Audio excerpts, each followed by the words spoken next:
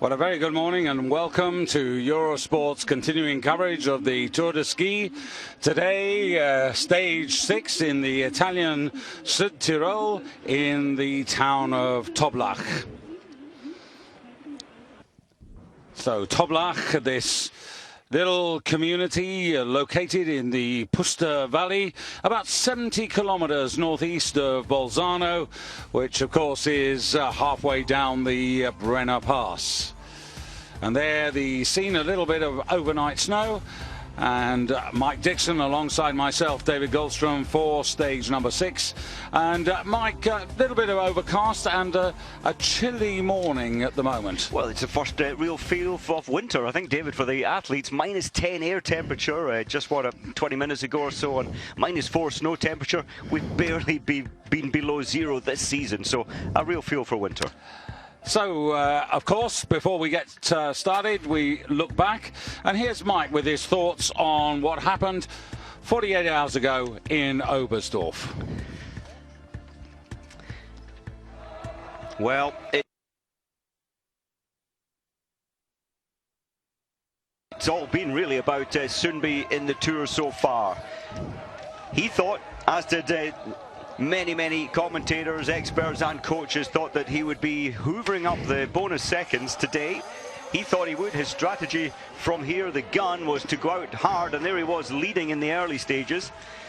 But the brain said go, the body said no. He wasn't able to pick up any more than 4 of all the 75 bonus seconds at stake, and that was in the first sprint, and was actually left behind. There he is, 25 minutes into the race, some 30 seconds behind. It was a day for those who hadn't done so well in the sprints. Polterainen, Cologne there, Tunse, Dierhauge, all fighting it at the front, putting in a great performance. And of course down to the final 5 to the finish line, and the huge figure of Polterainen against Cologne. He managed to get it by a toenail, and we had to wait for that photo finish. But nowhere to be seen was Sundby, and it was confirmed and given to the giant of a man. And the young and talented Italian coming third. There's Sundby. As the race went on, he just became slower and slower, and I bet he's so glad it wasn't a 15-kilometer. But still the leader of the Tour with a 46 seconds advantage ahead of Petter Northug. And so Sundby is still, as Mike said, with the edge and notching up the successes, and only 31 years of age. Well, stage 6 of the Tour is a 10-kilometer freestyle individual race, and this is actually the first time in the history of the Tour de Ski that this particular discipline has been included. It's an interesting race, and it's going to take an interesting set of tactics, and there's no doubt that it's definitely going to be an advantage to be going late in the seeded group. Well, before we get underway, which is about 5 minutes from now, we'll be back after these messages. Well, a very good morning to you, and welcome on behalf of Mike Dixon and myself, David Goldstrom, to stage 6 of the Tour de Ski. Over 100 set out, but today just 60 move on in stage 6 from 19 nations. This has been a very intense Tour de Ski. Petter Northug, currently lying in second place, will be the last man to start today in the seeded group in today's 10-kilometer freestyle examination. Essentially 2 loops of 5 kilometers on a chilly morning. And Mike Dixon alongside me with his thoughts on the course here in Toblach. Well, David, they did race here on the 20th of December, where it was a lot warmer, colder today. As you can see, air temperature now -3. It was -10 earlier. But yes, this course is one of the easier ones in the whole World Cup series. And really, it's your first 2.1 kilometers where they're rising 55 meters from the stadium. I think we can see it here now. There's our stadium profile. It's very gentle journey for the first 700-800 meters, and there's our high point coming up now. It's just 2 kilometers, and then look at the journey back down. Although it's curvy, twisty within the forests, it's generally quite an easy journey back into the stadium, and they're only doing this lap twice. They did it 3 times in December. On the 20th of December, that was in the classic style, and that was a Sundby victory once again. Today it's in the freestyle 10 kilometers. So there is the start list with Britain's Andrew Musgrave wearing bib number 14. At the moment, some 11 minutes and 56 seconds behind in the overall timing. But interesting, because I think today would give him a good chance to maybe show what he can really do. But he does have the disadvantage of going early. And as you look at the names here, Mike, what's your gut instinct on the tactics? Because as we said right at the beginning, this particular discipline, this is the first time they've included it in the Tour de Ski. It is. It's something of an unknown, but of course they do this distance in the relays. That's slightly different. It's hunting, chasing, or in a pack. Today it's you against the clock. I still think it's loaded towards the big names at the back. Of course, Northug starting last. He's got 2 minutes behind Sundby, 1 minute behind his other main rival Ustjugov. So there he is. The ultimate hunter will be chasing those 2 guys down. I do expect in the middle of the field Tunseth, Sjur Rote, Dierhaug, again the Norwegians early on to be setting the big pace. But if you're going early, like Andrew Musgrave at number 14, I mean, how much commitment do you put in? I mean, it's difficult to pace the race because you know that all the guys who are really in form are coming much later. They're going to get all the statistics they need. You've got virtually none. Well, you're so right on that, just racing blind. You've just got to, I think, pace it and approach the race as your own race against the clock. The advantage, though, David, they will be coming in after 5Ks and slotting in behind the fresh legs, the starters.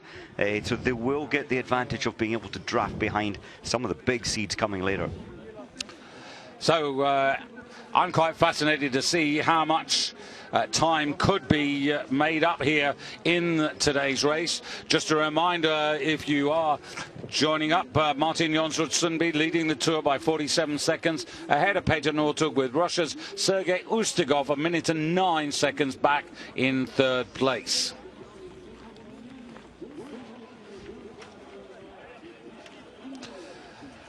So within 60 seconds of starting the 6th stage of the Tour de Ski, a very good morning to all of you from Mike Dixon and myself, David Goldstrom.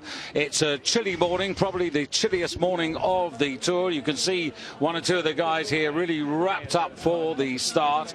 10 kilometers, 2 5-kilometer loops in freestyle skating, and it's an individual test as opposed to a mass start. There are some bonus seconds available for the winner of today's race. They are in the form of seconds: 15 to the winner, 10 to the second, 5 to the athlete who finishes in 3rd place. And here is the first of the 60, the Pathfinder, so to speak, 60 from 19 countries, and it's Ivan Priat-Boiteau for France to get us underway. Pretty well all of the spectators are clustered around the stadium, and I expect this to be quite a quick journey. It will be, David. The profile says it all. When the Classic Race 15 came here in December, 70% of the field decided to use arm power alone, and you can't get away with that on a very steep climbing, undulating course. One of the most experienced men on the circuit, Sami Joajärvi, 34 years of age, from Rovaniemi, just north of the Arctic Circle. But yet really to deliver anything this season to get us too excited. Yeah, I'm surprised at him. 8:41 behind in the Tour so far. At this stage in the past, he's been in the top 15, David. He's been much better in previous years. Of course, Joajärvi was here on the first Tour 10 years ago. Well, Alex Harvey is the man who really flies the flag for Canada. What about Devon Kershaw? Well, Devon's been disappointing. We've seen him perform so well here before, just fading in the last couple of days in the top 5 historically, 4 years ago, but not at the races this year yet. Showing his a little flavour of form in Davos before Christmas, but nothing really at the Tour. Italy, who've got a new team, not least Pellegrino in the sprints here, but this is Mattia Pellegrin, 26 years of age, going off here with bib number 4. And you've got to find your rhythm, I think, pretty quickly here. You have, and it's such a short distance, really, for the men. As you said, it hasn't been done before here in the Tour, so something of an unknown. And I think it will be at, what, a 20-minute, 21-minute winning time. From Metz in France, Adrien Bachscheider. Bachscheider, who started off his Tour de Ski outside the top 30 in the freestyle sprint in Lenzerheide and outside the top 30 in the 30-kilometer classic in Switzerland as well. So one of the real outsiders. So Salvadori, and this really underlines what I was just saying. Here's a 23-year-old Italian. Yes, they are developing well. Last Sunday in the Pursuit 10-kilometer, that was a chasing race. He did very well in Lenzerheide, 24th, showing good pace. 4th last year in the under-23 Worlds, that young man, in over 15 kilometres freestyle. So again, one of the men they're really looking forward to for the future. And by contrast, 42-year-old Sergei Dolinovich from Minsk. And well, if he does something special, it'll be a real surprise, really, I have to say. Once or twice in a season, he does threaten to pull off a big result, but these days I think he's really eclipsed most of the time. He is. He's more a big distance racer, isn't he? 50 kilometres, 30 kilometres when Dolinovich comes to his best. Mid-20s, Thomas Bing. And Germany, of course, who once upon a time reigned supreme in the Tour de Ski in the days of what, Tobias Angerer, Eichmann, yes, Deichmann, I should say. So many big names back then, and of course the first ever Tour de Ski was won by Toby Angerer. And in fact, at this stage, back then they had 5 athletes in the top 12. Ivo Niskanen, and perhaps this is a man that the Finns are really going to have to look forward to for next year's Nordic Ski World Championships, which they host in Lahti. Early 20s. He had a good run out last week, David. Niskanen, 8th fastest in the overall in the Pursuit, over 10 kilometres. Much tougher course that was.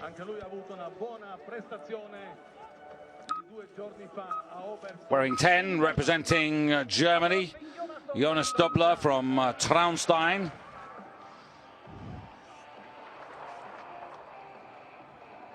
And not too many spectators, but then this is a working day. But of course, this is all building up to the final weekend.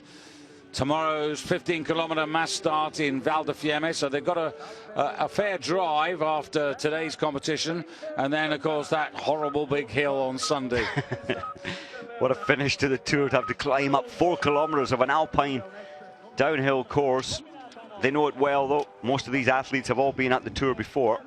And of course, from here on in, there are no rest days. So, Mike, you know, as we said, this is stage 6. They've had a couple of rest days. They started on the 1st of January. So, having gone through what they've achieved so far, physically, how are these guys going to be feeling?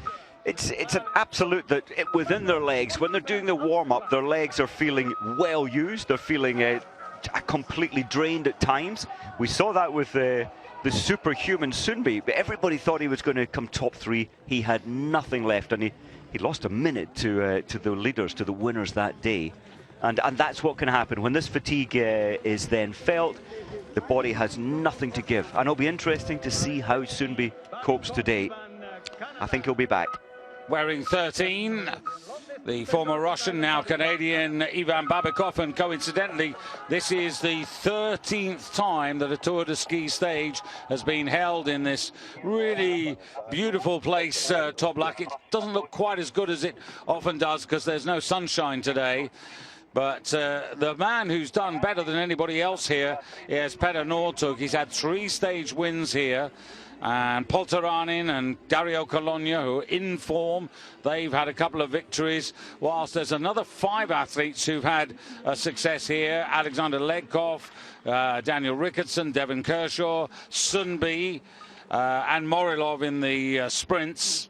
And Northug, who will start last today, on the podium in 10 of the 12 Tour de Ski stages before today. That is a remarkable record.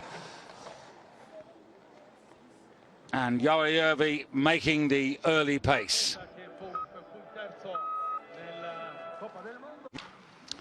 So early stages and just underway. Whilst we deserted you there, Britain's Andrew Musgrave. And there you can see the situation up the first of the climbs. Mike, I'm sure we'll catch Andrew Musgrave coming up here to this 2.1 kilometre point. But what's your assessment of his season? I just get the feeling it hasn't quite turned out as he would have wished. I think so. We saw amazing performance from him, I think, up in Ruka, where he took, what, 13th in the 10-kilometre freestyle. And the best in the world were there as they are here today.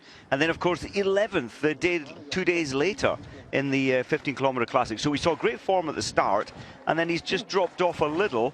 Showed good form 2 days ago, I think, about 36th fastest time in his weaker skill, the classic. So I'm expecting that he's going to be back at the races today. I would really hope for a top 20, maybe even better.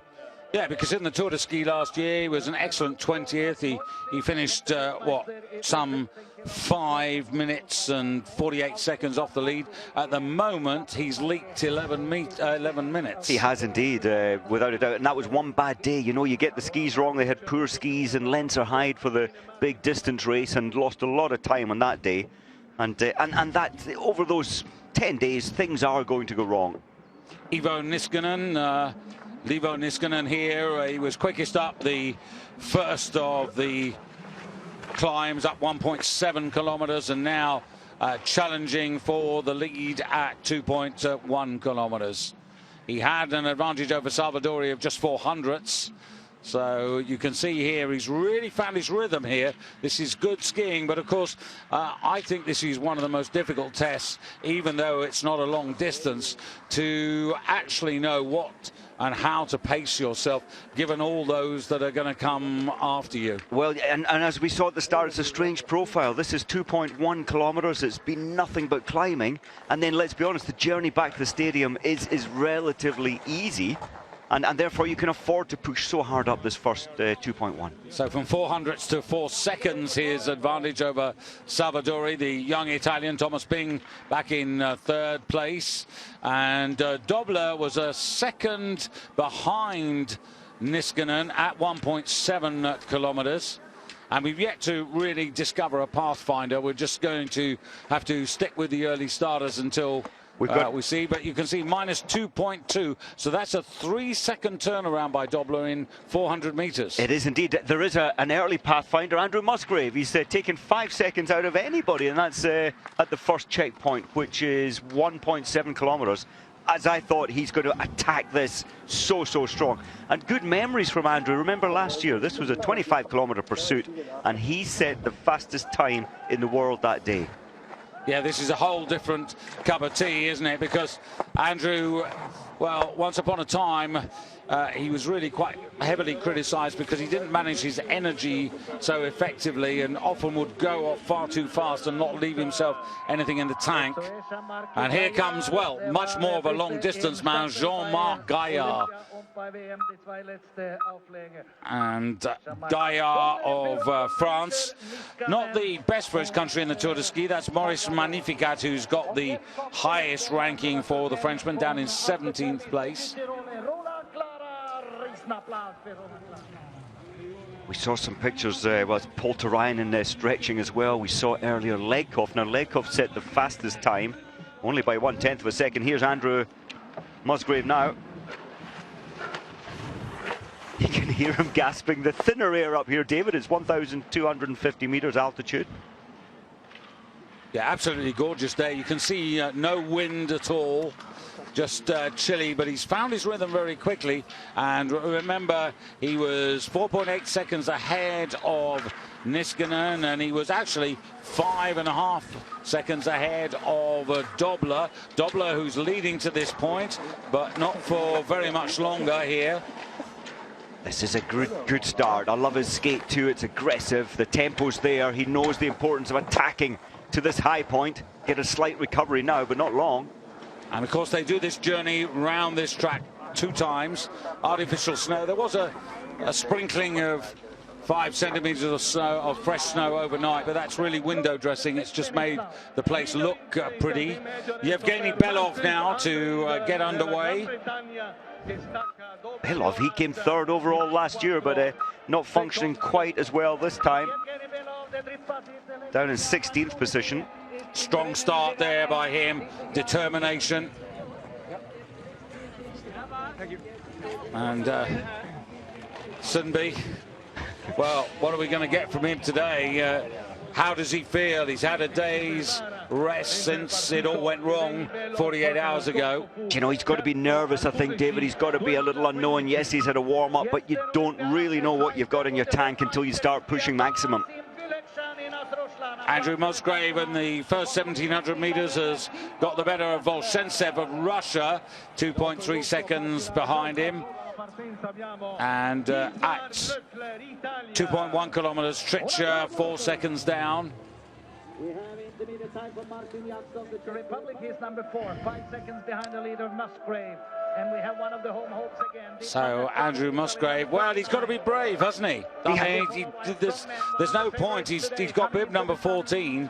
He knows that he's going to be attacked, but he's just got to go for it. But he's got to, you know, really manage the energy. Here's Volshentsev. Now, Volshentsev was down by 2.3 seconds. And you can see, again, what a difference in the 1,400 meters, you see. In the 400 meters. From 1.7 up to 2.1. So Volshentsev was 2.3 seconds down, ahead now of Andrew by a second.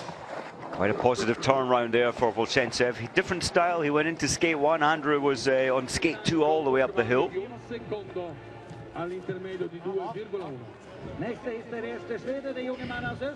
Warm-up bibs come off. Carl Quicklund. Sweden not really making much impression, one has to say, in the winter season, not just the Tour de Ski. It's been a real poor season, David. If you remember last year, Rickardsson, Hellner, Halvarsson were all in the top 12, 15 at this stage. But of course, ill health. Hellner not feeling good. Halvarsson, having had a brilliant summer, has just picked up cold upon cold and setback upon setback, and not even here. Now, Didrik Tørnset for Norway. So the Norwegians, you know, reigning pretty well supreme in the women's group and very much to the fore in the men's. Here's the man who lies in 5th place, 1 minute and 34 seconds after the first 5 stages. And of course, a couple of podium finishes as well for Didrik during the tour. Yeah, Tørnset, he also picked up the most bonus seconds 2 days ago, and with that comes expense. That was out on the track. He didn't podium, so he didn't pick up 15, 10 or 5 for a podium. But he did hoover up most of the points on the track. Yeah, we're in amongst the seeded group now. And still Musgrave quickest up the first 1,700 meters, but now he's getting usurped here. Larkov, who was half a second behind him. You saw that Volshentsev turned the short deficit around, and Larkov's done exactly the same here. The advantage, David, that these earlier starters are going to get, mentioned it at the start, they'll come through the stadium and they will be able to slipstream, get in behind the fresh legs of starters, and often that is a massive advantage. The later starters, they won't have that luxury. They'll come through the stadium and it's a lonely journey for their second 5 kilometers.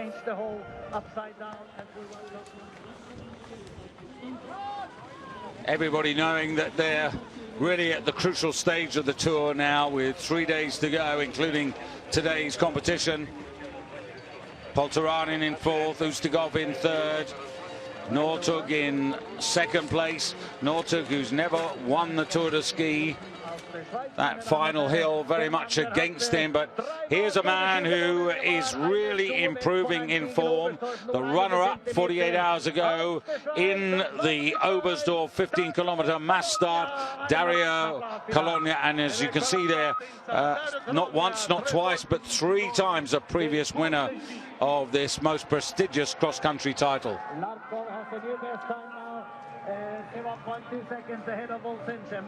So Colonia in the 10th edition of the Tour de Ski. So great anniversary. Belov now exactly the same time through the first 1700 meters as Musgrave. And Clara, yeah, just a couple of seconds down. He's well and truly in there. Going back to Colonia, David, the last 2 races, 3 days ago and 2 days ago, he had set the second fastest time. So his form is getting better and better. Now, if this was classic, I'd be looking very seriously at this man, Francesco De Fabiani, who's wearing that under-23 leaders bib. But there's no doubt this man lying in 9th place and 3rd in Oberstdorf 48 hours ago in the 15-kilometer classic mass start, and of course must have a great chance tomorrow in again a 15-kilometer race classic. Very much so. He's so specialized. He's so much better in classic than he is in the freestyle, and that's unusual. Normally it's the other way around. We see young athletes coming through, they're better in the freestyle, and we'll have to work hard on the classic to match the veterans on the tour. Well, it'll be interesting to see how he develops over the next 3 to 4 years, because to be successful in this sport, you've got to be an all-round athlete in both codes, both disciplines. You really have to. You can't just be good in one of the 2 disciplines. But surely the confidence De Fabiani is building within himself. He knows he can beat the best in the world. In classic, he will be able to transfer that to freestyle one day. Now here's a man who's made a big step forward. Dirhaug for Norway, 11th, but came very close to the podium in Oberstdorf. Yes, he did. So close. The 4th position by 1/10 of a second. And very strong on the track. Was able to pick up many of the bonus points, seconds on offer.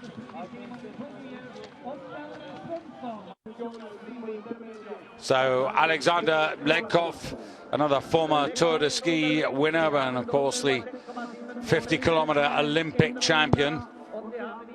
Again, this man, when it comes to the big hill, wouldn't be favoured, would he, in Alpe Ceramis on Sunday because of his weight? Well, often the case, but he's such a fighter as Ledkov, and you know, the year that he did win, there was a lot of concern how much time is he going to lose on the climb, but incredibly, he beasted himself all the way up that steep 4 kilometers to take the title. Turnstedt, on the other hand, quite a different technique there compared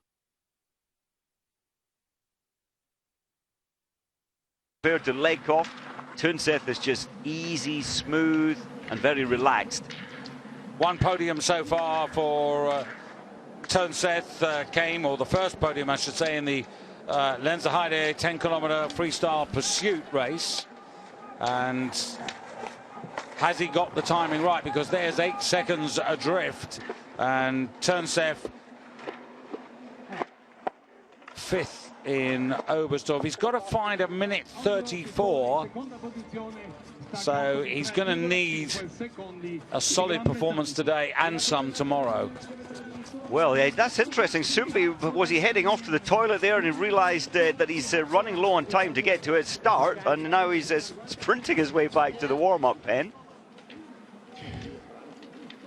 Just noticing 6.7 kilometers, David. Andrew Musgrave's 2nd place, 3.5 seconds behind Dobler, and that's a turnaround of about 7 seconds. He was ahead of Dobler at 2 kilometers, and now it's gone into the negative. Shirota, great racer, Shirota, lying 6th in the overall rankings. Number 6, he has lost 5 seconds. 5 sekunder verloren. Martin the Czech Republic is fourth at the second intermediate time. Cuts for Germany. Best of the Germans, David, 14th ranking in the tour. Then you have to go quite a long way back to find the next German. To 39th.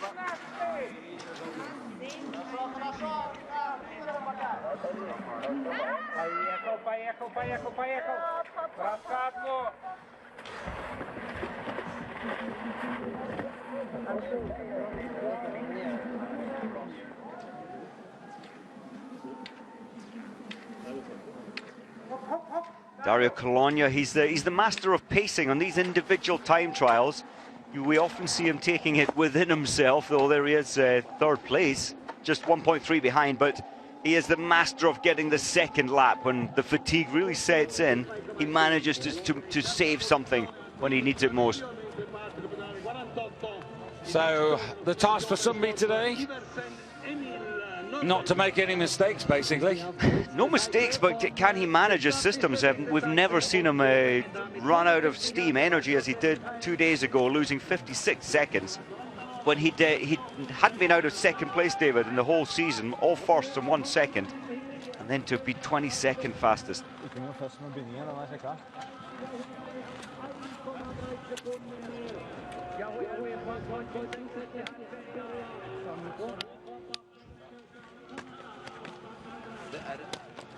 So well into this seeded group now. Wearing 50, the top Canadian, Alex Harvey, lying in 10th place, this 27-year-old. And he's got some 3 minutes and 24 to make up. And actually, he's been on a sort of decline, really, in the Tour de Ski, which is a little disappointing because quite often in the past or previous seasons we've seen him actually come stronger towards the end. Yeah, very much so. I think, in fairness, 2 days ago when Sundby had his bad day, I think just watching Alex out on the track, I don't think he had the best grip wax. And in Classic, if your wax isn't working, you're not working well either. Larkov, who showed up strongly early on, was some 3 to 4 seconds behind Belov in terms of timing. Larkov just gone through there, 1.6 seconds behind Musgrave, who's in third position at 6.7. And Poltaranin for Kazakhstan. Well, there you can see the facts and figures, and Poltaranin currently the 4th best skier of the Tour de Ski. Now there's a tired man, David Dierhaug. Normally he's got more spark and fight, but just quickly into the glide to get some recovery.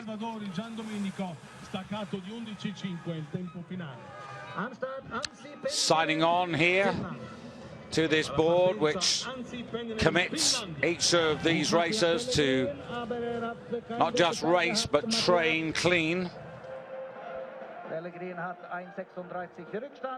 Finnhagen Krog.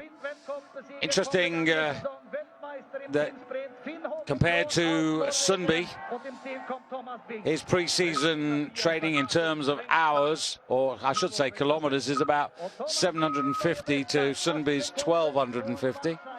Yeah, quite a contrast. Well, Sundby's gone for huge hours this season, the summer build-up, and he believes that to be the best, he has to do more than the rest. But you have to do the right stuff if you're doing it more, and he gets it so spot on.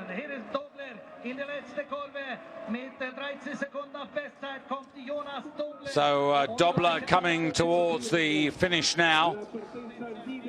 Last 100 here for the early starting German, and it's Germany versus Germany, but it's going to be Jonas Dobler who takes the lead quite comfortably there. And remember, the bonus seconds are all related to this race. Whoever has the fastest and second fastest and third fastest times. 22:40 that lead time at the moment. It's a good time. I thought we might be seeing some pushing under 20, under 22 minutes. Well, can this man do it? Well, he's still, or I should say, starting out with some purpose. And of course, Sundby, the man who started off, well, not exactly in top style because the first event was a sprint, but he was a very respectable fourth, wasn't he? And then he went on to take the 30-kilometre mass starting classic style and then the 10-kilometre pursuit. And the 30 kilometres, David, that netted him a bonus 70 seconds. He broke the field so early, and with that comes a lot of danger. And I think that's why we saw him so exhausted 2 days ago in the 15-kilometre. You can't get away every day with pushing that kind of incredible pace and breaking the rest of the world. It's unusual an athlete gets away in a mass start. So here, it's only 2 seconds down. That's a decent effort by him.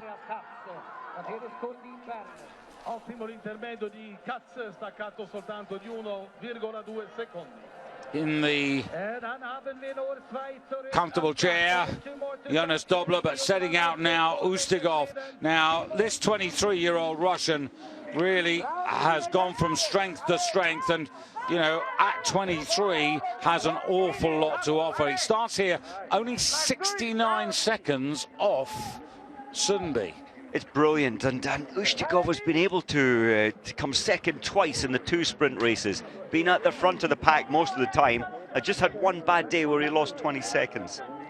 Now, in his mind, how close would he have to be? Let's say Sundby is in the lead going up the hill at Alp Ceramis. How close has Ustigov really got to be? How much has he got to find to reduce that 69-second deficit? I think he'd be wanting to be within 25 maximum on the final day, on the final climb up the Alp Ceramis. So Petter Northug there getting underway. Petter Northug with 47.2 seconds. It's Norway 1 and 2 in the Tour de Ski rankings, but of course Northug not necessarily favoured in the climb up Alp Ceramis. But the only positive I would think in relation to Sundby is maybe Northug is fresher.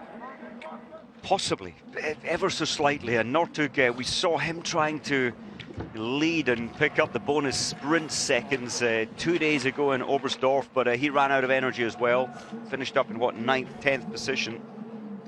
9th position it was. So Hans Christer Holland at 2.1 kilometers. Belov, I've got Holland traveling just that little bit quicker. So in the finish now, Dobler, Musgrave in second place, has crossed the line 13.5 seconds behind Dobler. Martin Yaks in third.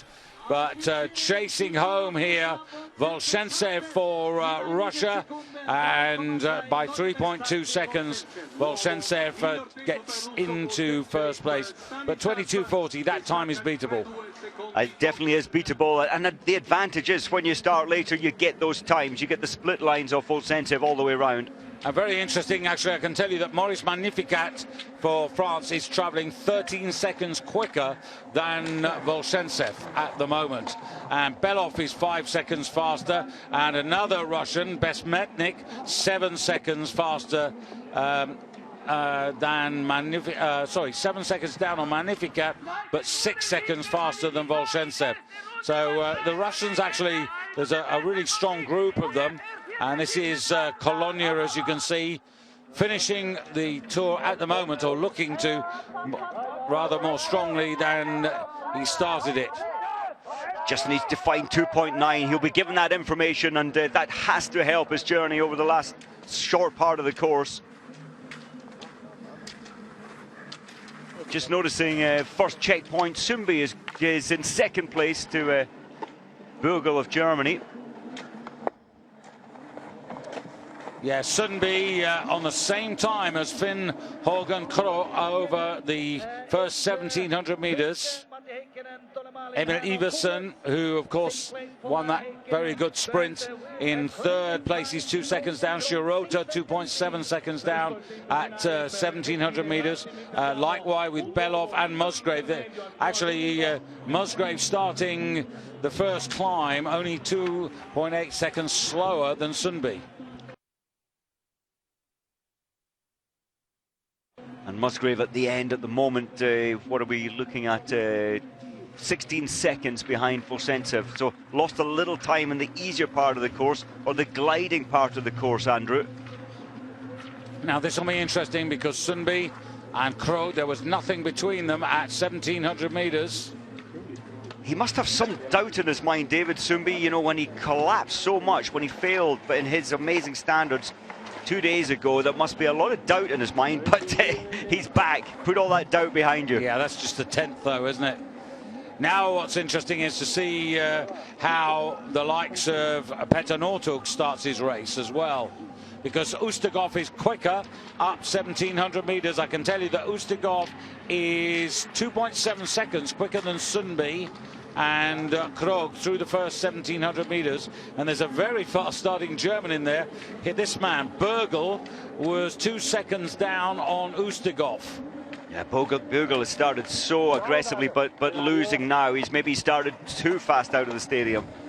Yeah, it's quite a steep climb, isn't there? That 400 meters after the 1,700 meter point, you get another very steep climb. So Ustigov coming through now. And as I said, he was 2.7 ahead of Sundby. Now look at this. This is real determination. And this shows you the game plan that's in his mind. Now Ustigov, as you mentioned, 109 behind in the Tour. He wants the bonus 15 seconds for a victory. He needs that to really stay in contention to take his first title here on a Tour de Ski. Yeah, so Ustigov paying a little bit for the price. Still waiting, though, of course, for Petter Northug as we go back to the Finnish stadium, where it's Volsensev from double over. Here comes Besmertnik. And Besmertnik, last time I checked on Besmertnik, which was at 7.1 kilometers, he was still 6 odd seconds better than Volsensev, but you can see that advantage has evaporated and Volsensev has actually held on to the lead. He's the stronger finisher. There's also Belov to consider, and here comes Belov.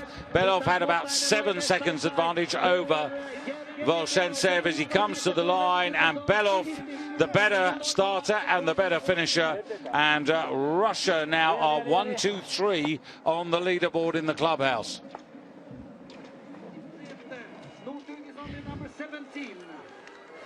Petter Northug.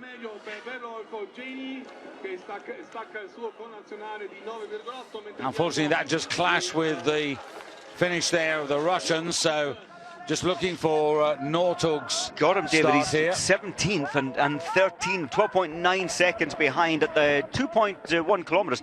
I think that's got to be a little worrying. We know he's the only man in the field that can turn pace around quickly and survive it, but that's quite a margin off when you're 13 seconds behind at the top of this first climb. Yeah, that's, I have to say, Mike, that really surprises me. I wasn't expecting that. And, you know, Northug, you know, look at the people who are ahead of him there. But the main contenders, Ustigov went off like crazy. So did Sundby. You know, the spirit of trying to gain is pushing them way beyond comfort. And I'm wondering if Petter Northug is the sensible one, taking the first 2Ks within himself and then really opening up after that. Probably will be that case. Now this is not bad by Maurice Magnificat. He was ahead of Cologne. He was ahead of Belov by 5 seconds. That was at 6.7 kilometers. Oh, sorry, 7.1 kilometers. And he's maintained that advantage to the finish.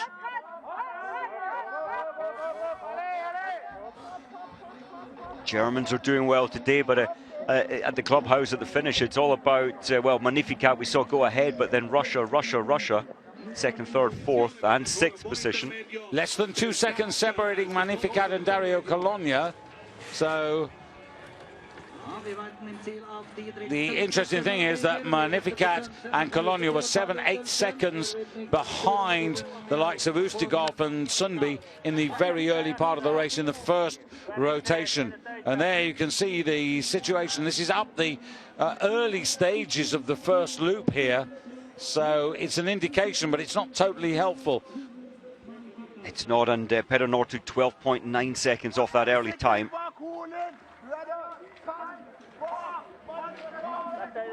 Everson, what a day when he took the sprint win here, well, not here, in Oberstdorf 3 days ago. And he did say at breakfast, jokingly he said, oh, I'm going to win today.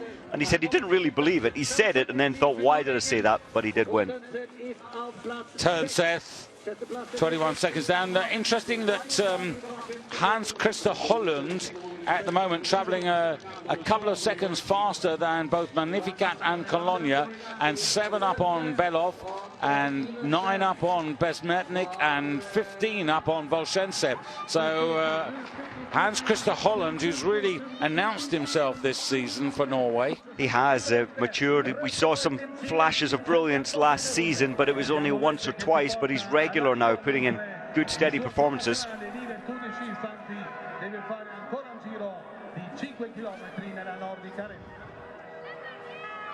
So Shirota not really going to make much difference to the podium here.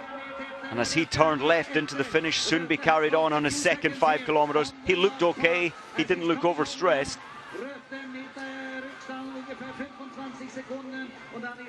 Yeah, what's a real pity here is that we haven't got a time indicator for a lot of the athletes of 5 kilometers, and that's really frustrating because the gap between 2.1 and 6.7 is not really helping us to judge the way the race is being paced. Neither the fact again, Mike, that we haven't got this camera coverage for the last kilometre, which is really frustrating. It's quite strange, and especially on the passage out on your next 5, we're not getting times. I thought Colonia might pick it up. He was given all the information, but he's got nothing left.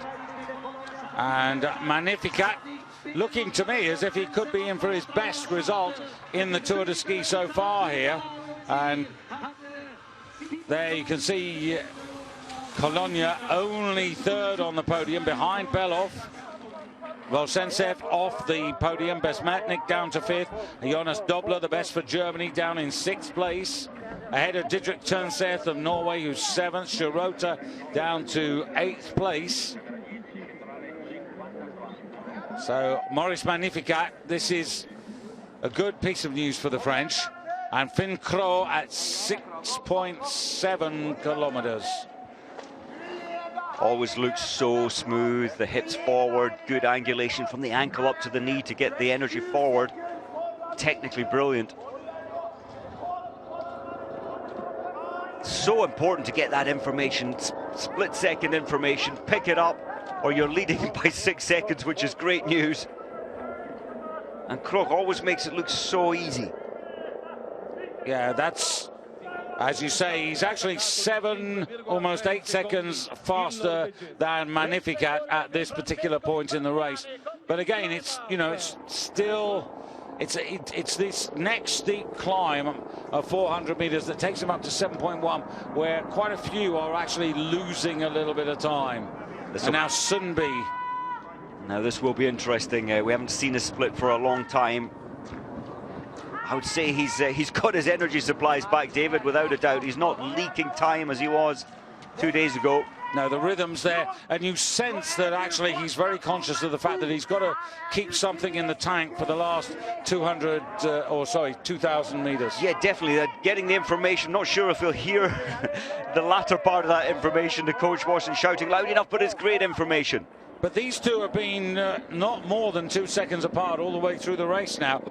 Yeah, good track finder to have his teammate Kroh just ahead of him, getting the information, recent information that he's running just a little faster than Kroh. Yeah, a bit frustrating for Kroh though, because he knows that Sundby's living off his split times.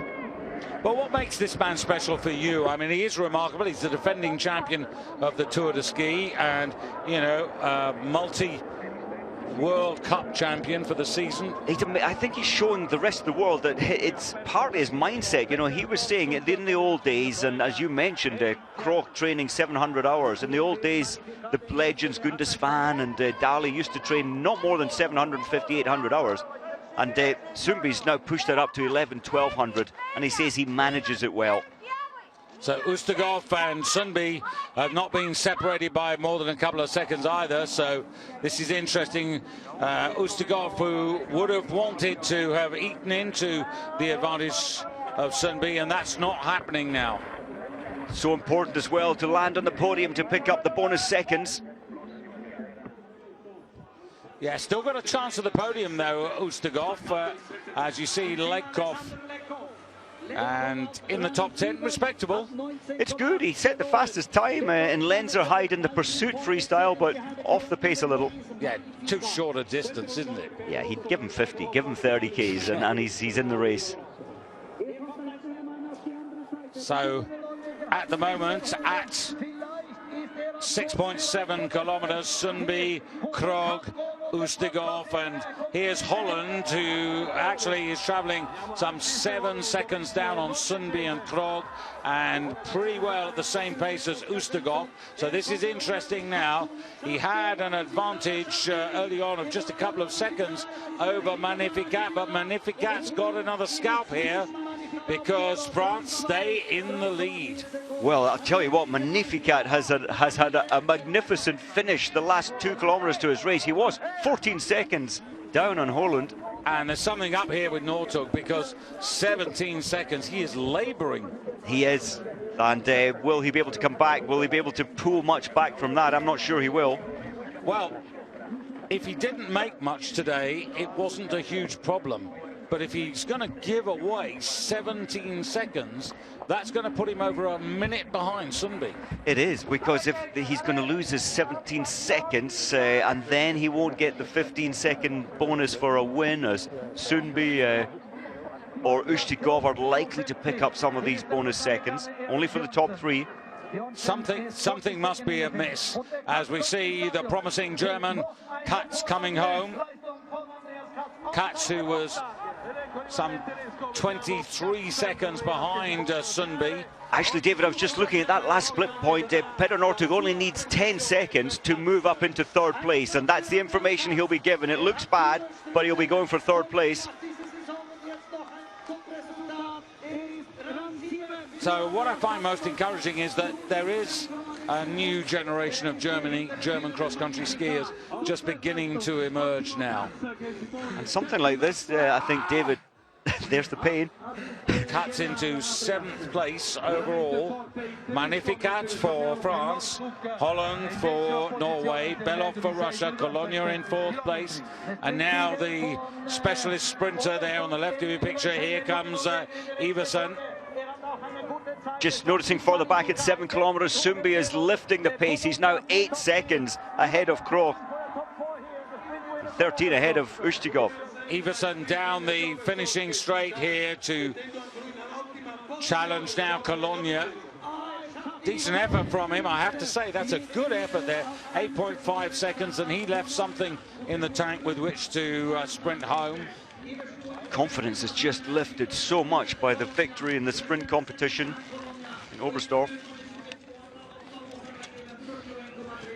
It just shows you the strength in depth that the Norwegians have got. I mean, it really is like a machine at the moment. It's cultural, it's social, the clubs are everywhere, and it's ingrained deeply in them. So there, this continuing duel between the two Norwegians, Sundby and Krog, with Ustigov.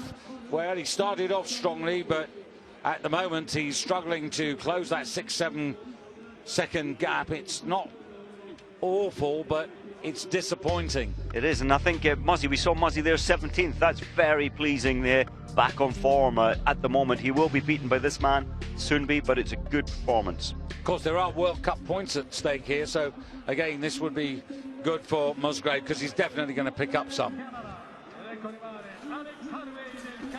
So Alex Harvey for Canada. And you can see he's never really been in it. And this is really what we said right at the beginning, actually. He's on a declining curve, hasn't really found anything in these recent races. You're right. And you can see he's just gone below Musgrave. Well, last check on the track, he was down in 33rd, actually, 48 seconds behind. Unlikely to improve on that.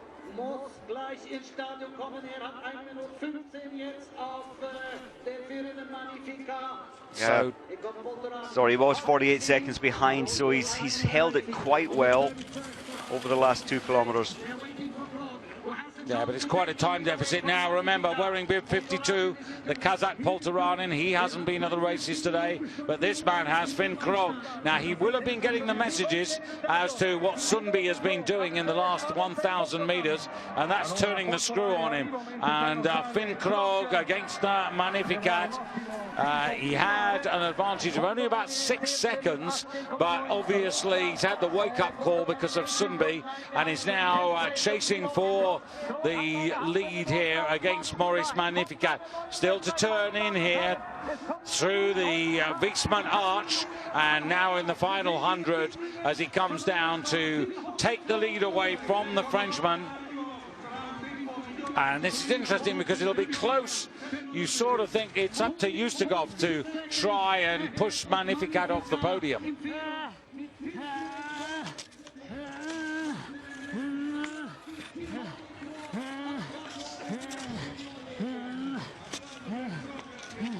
Well, I don't think we need to say anything. I think the noises from the athlete, from what Finn Krogh has put into this, and now you can see entering the stadium, dropping down in the back straight here. And as you said, Mike, at 7.1 kilometres, he'd extended the tour leader, Sundby, had extended the advantage to 8 seconds. Incredible. And yeah, Krogh has just pushed himself so hard over. He's pulled 10 seconds off Magnificat over the last 2 kilometres. So look at this, Finn Krogh has really responded. He was given the splits, and he really has. And Sundby coming here now, and he's not going to make it, is he? Finn Krogh is going to hold the lead here. And what a fantastic response by Finn Krogh, or a combination of a great response by Finn and the legs getting wobbly, the gas running out for this man. Well, and I think Sundby has been caught sleeping there a little, David, because at the last split point, Sundby was 8 seconds ahead of Krogh, and he might have just written him off, thought, well, he'll keep the same pace, and I think he's a little confused as to why he's lost to Krogh now. Well, hang on a second, Finn Krogh is a great sprinter. Yeah, and but I think Sundby was not aware that he could be 8 seconds better than Sundby. He must have been aware. I can't believe that he wasn't aware. What a turnaround of pace.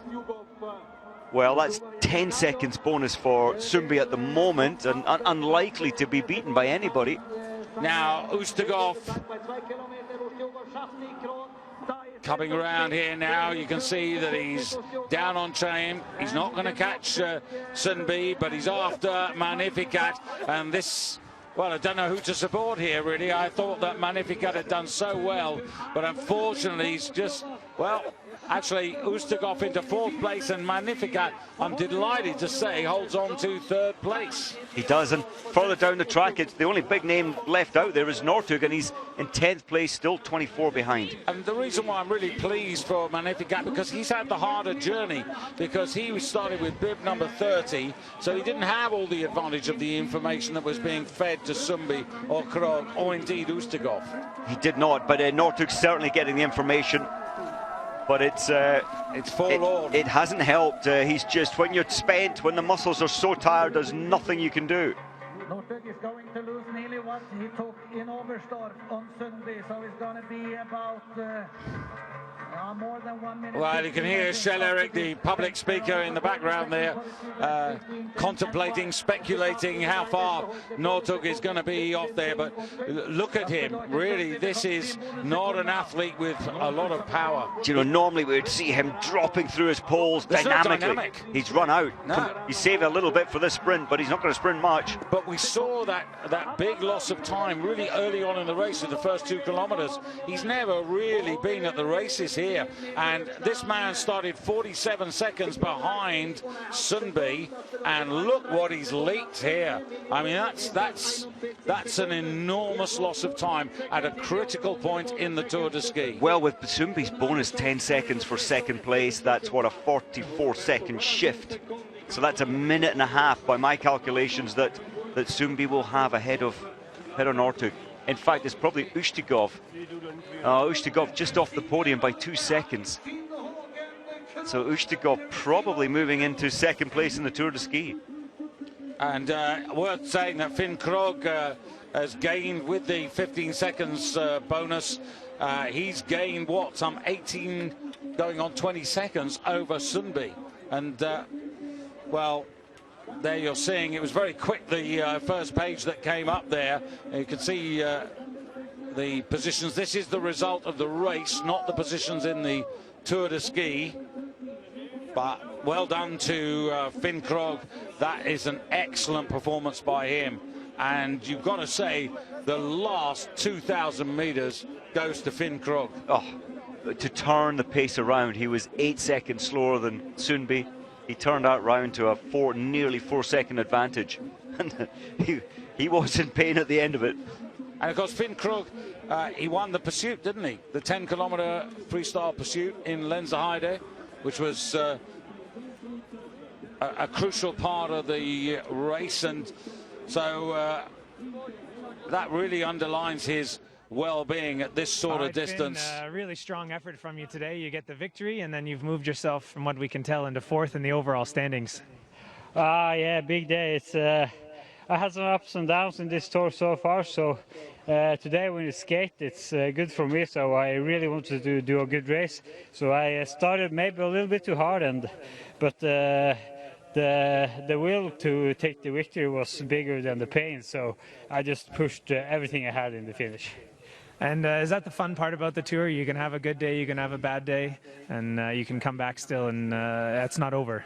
Yeah, that's what the tour is all about. So you just have to keep pushing, and you can't use too much energy on the bad days. You just have to move on and go for another good race. So it's fun to race every day. You always get a new chance. So you just have to see the day.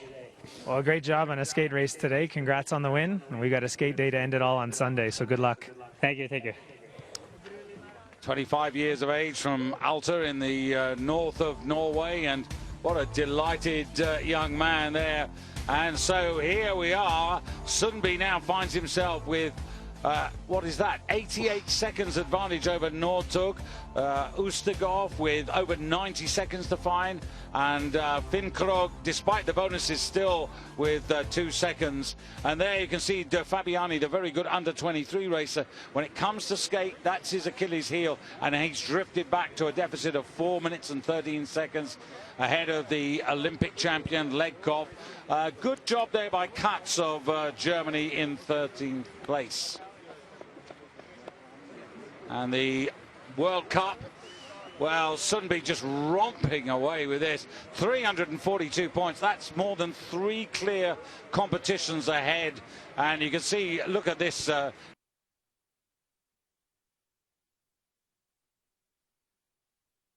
It looks like the Norwegian National Championships when you look at the first page. There's no other way to describe it, Mike. Just totally dominating it. When you, at the start of today, what we got 7 in the top 12, 7 Norwegians. Yeah, incredible.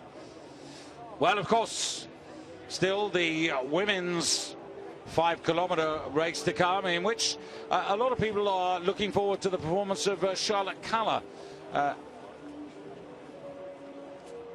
But we're going to take a short break, and then we'll be back to round this up, including the winner's podium.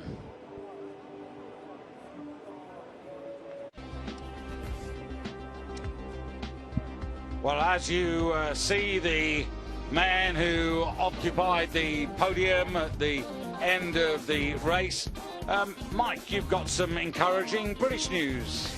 Yes, a good day for Andrew Musgrave, 20th position, 45 seconds behind. I think a very, very good day, and World Cup points. And I think we're right in saying the first since Finland at the start of the season. Yeah, he's had quite a few ups and downs, but that will give him a big confidence boost, I think, going into tomorrow's 15-kilometre race. That's in classic style, so that's going to be tougher for him. But today, I think, just the sort of result that he needs to just give him a little bit of oomph, so, shall we say, for tomorrow. Yes, and we did see, as we're looking at Sumbi, we did see Muzzy, performing really well. 36th, I think it was, 2 days ago in the Classic, so good in that discipline as well. So Finn Krogh ahead of Sundby, Magnificat, Ustigov, the best for Russia. And then, of course, you had Holland in there, so 3 Norwegians in the top 5. And there's no doubt that Finn Hågen Krogh, even though he was 8 seconds down with the best part of 3 kilometres, he got the message and he actually powered his way home. I love the way he said that the desire to win was so much stronger than the horrendous pain that he was going through. We heard that at the end. You heard the pain when this is him rolling over. You probably can't hear it now because this is a replay, but he was really gasping for oxygen. The lungs were burning. Oh, screaming. And I feel a little for Ustigov today. He just missed out on any bonus seconds by less than 2 seconds. He tried, he really tried, but fatigue is in his legs clearly as well. I think he, if you remember, started very quickly, and maybe, Finn Hågen was saying, well, I felt that maybe I started too fast, too early, and maybe that could apply to Ustigov as well. But what about Magnificat? That's a terrific performance. Bib number 30 almost deserves more credit than the 2 Norwegians ahead of him. I think so. Magnificat, when it comes to freestyle, we saw that in Davos as well, where he took second to this man over 30 kilometres. He is a freestyle specialist. And Magnificat second fastest on this track last year behind Andrew Musgrave over the Pursuit 25 kilometres. So well done to him, and it's good to see that Magnificat can stop yet another Norwegian clean sweep. It must be really tough for so many in the field to know that they're going out there and they're facing, like a battalion of Norwegians. Well, interestingly, Ustigov said at the press conference, he said another Norwegian just bit me when Iversen, the big surprise in the sprint race, he said, getting a bit annoyed about these Norwegians continually beating him. But they're the ones who set the benchmarks. That's the point, and it's the task of everybody else to try and raise their game and move up. I think the biggest improver as a country today, though, David, without doubt, is the Russians with a 10th, a 9th, a 6th, a 4th. All round a big improvement there from the Russian team. And I think slight disappointment from Legkov.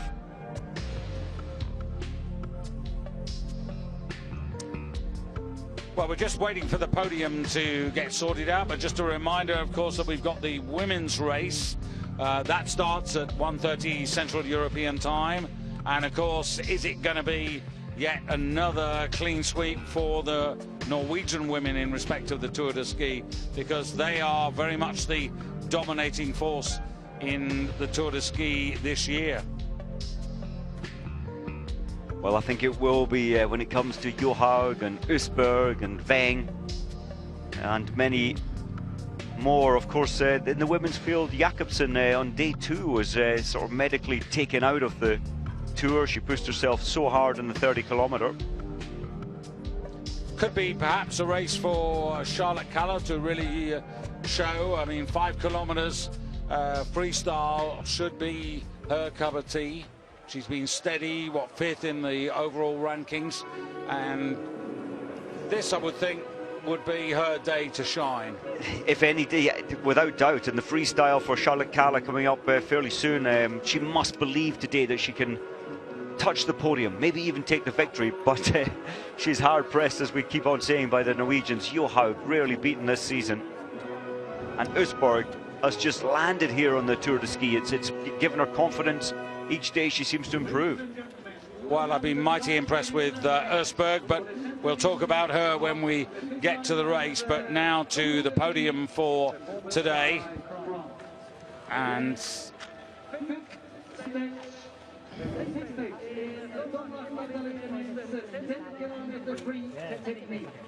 So Magnificat was 17th in the Tour, David, at the start of today. By my calculations, we're going to see him obviously lifting that up to, I think, 12th or 13th position. Second place,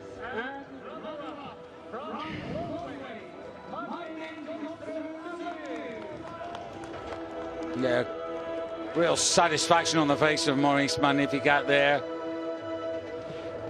Well, Sundby has come out of this better than he probably imagined initially, because I mean, he's just increased his advantage, and of course it's been a present from Northug, who just never raced today.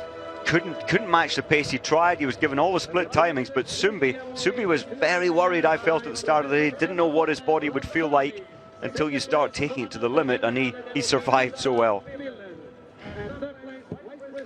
Well, anything like 10 or 15 kilometers freestyle is very much this man's cup of tea, isn't it? Finn Hagen Krog, who was dueling pretty well all the way through with Sundby, but had the legs of Sundby in the final phase. Yeah, turnaround of what, some 10 seconds, which is huge in World Cup racing, just over the last 2.8 kilometers, and that is the out-and-out sprinter that Krog is. And I think the desire of Krog wanted a victory today. He was the out-and-out sprinter last year, but he's had a lot of bad luck in the sprint races. Things just haven't gone right, and he said, you know, I've got another chance, I'll turn it around tomorrow, and that's exactly what he's done today.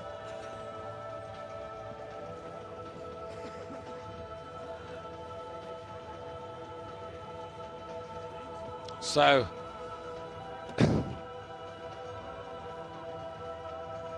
now it's a case very shortly of packing everything up in the car and the van and getting on their way to Val di Fiemme. Yeah, a few hours drive, and then they'll think, right, we won't need to move again. Just 2 very hard days in Val di Fiemme. Just a reminder that the women's competition, you can see that with us on Eurosport 1. That's starting at 13:30, but of course we'll be there about 10 minutes ahead of time to set that up for you. And is it going to be another triumph for Teresa Johaug or Ersberg? Weng's got to come into, and Kolonen of Finland, the best for her country, and of course Charlotte Kalla, the best for Sweden. So I think that's it's going to be fascinating, I think, with the women. Maybe the Norwegians today, they're going to be there, but I think there are 1 or 2 others who might just mix it with them. I hope so. I think that'll be good for the race. There's certainly plenty of cheese to eat tonight in the Norwegians team. Well, that's it here from Eurosport 2, from Mike Dixon and myself, David Goldstrom. Thanks for your company. I hope you've enjoyed this race. 2 stages to go in the TdS Stge, but Jonsrud Sundby looks as strong as ever for Norway. Bye for now.